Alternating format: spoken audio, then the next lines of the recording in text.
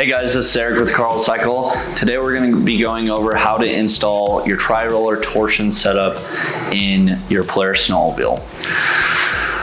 First, you're going to need a drill, an impact with the T27. Every hole that we're going to be talking about drilling today is going to be a 1/4 inch. Snap ring pliers, 2 different Sharpies, one light colored, one dark colored, a clutch compression tool, and you may need a screwdriver. What is going to come in this kit is you will receive a helix, whether it be for a 9R or a boost. Your secondary spring, this is a torsion spring, so it has 2 ends on each side. That's why we are drilling a hole in the clutch. Your tri-roller spider to go with your tri-roller helix. These have holes drilled in them specifically in a certain spot, so that way when you put your torsion spring in, it gives you the right amount of torsion. It'll come with the rollers, not on here. I will explain how to put those on. These are the individual parts that attach the roller.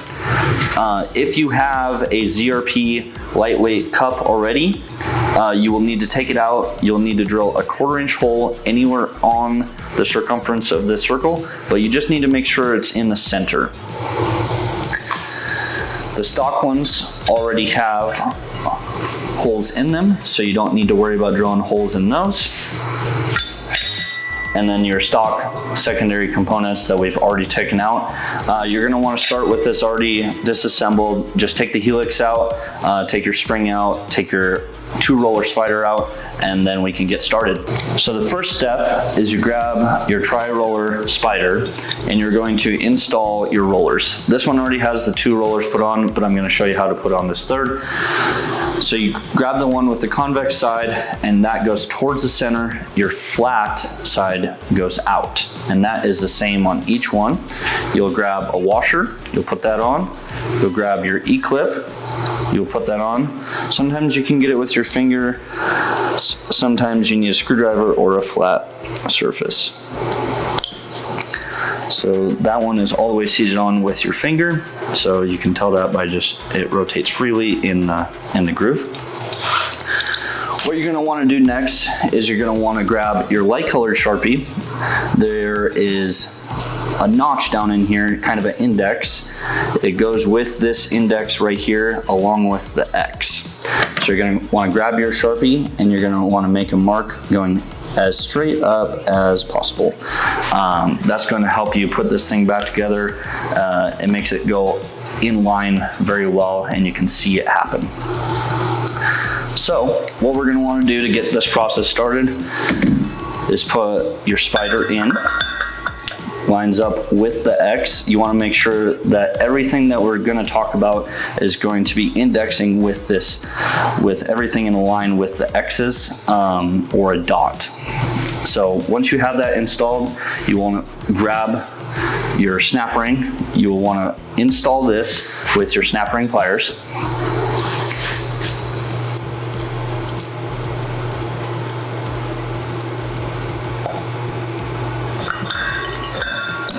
Once that is on and seated, make sure your X's are still aligned. You're gonna grab your helix. This is your indexing on your helix. It'll be a dot on there. So you're gonna wanna line this dot up with this X. So let's do that now. Then you will grab one helix bolt, insert and screw it in. Now, you will want to make sure this is all the way turned clockwise on the top sheave, the one with the helix, or some people call it the movable sheave. Turn that clockwise. You will want to make your lines on the side of your clutch right here with your dark colored Sharpie and with a straight edge. So we will do that now. And remember, make sure this is turned all the way to the right, this top sheave. Try to make these lines as straight as possible.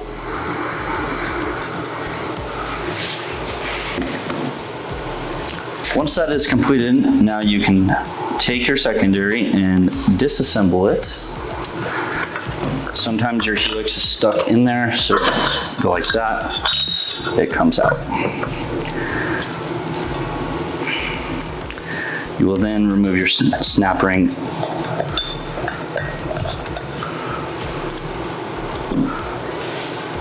So now that you are done with that, you can take these, line them up.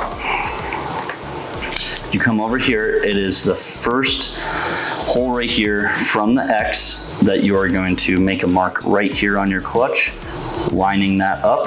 This is your 0 position of torsion. So this is a very crucial point. This is where you'll have 0 torsion on your spring, and then all these holes will have more torsion. So the more you go up, the more spring pressure it will have.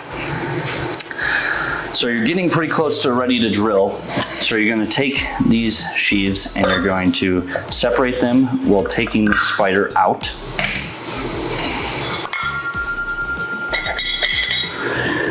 You're going to find a drilling surface because you don't want to drill into this sheave.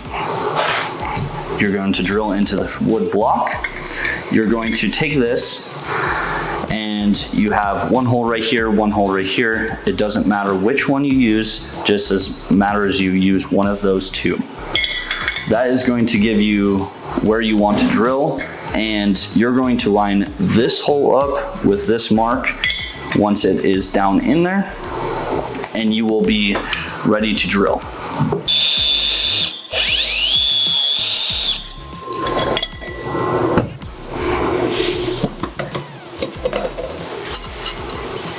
Then you have a hole on this side and a hole on this side. So then next, you put the two back together. You can line up your marks if you want.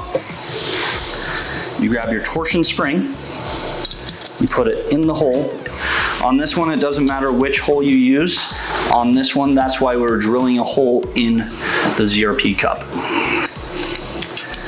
You place your spring down in there, and then that's why you drill the hole, because this will stick through there on the other side. You grab your new tri-roller. So we recommend mark number 2, so it'd be the second hole over from the X. This is a good torsion spring setup. If you were drag racing or doing a lot of flat pulls, we recommend number 1. If you're wanting more backshift, you do have 2 more holes that will give you more torsion spring. So put that on there, put this through there. Don't forget this. Set this on there. And this is kind of where it's important that you drew that line down in there, because now you can line up where this notch here needs to go on that notch there. So you start compressing, and there will be tension on there. This is the point of the secondary clutch setup.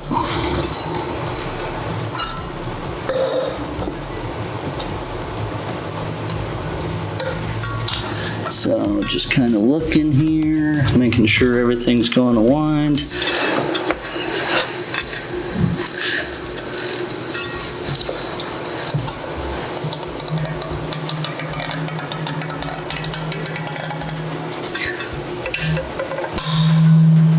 Okay, perfect. So it is down on there, and we can now put the circlip on.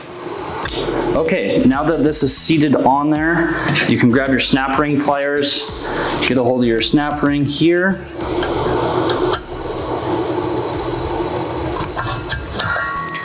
Put that on there. This is nice and seated down on there. That's a very crucial step to make sure that's seated on there. If it's not seated on there, your secondary will fly apart. So now you can back this off.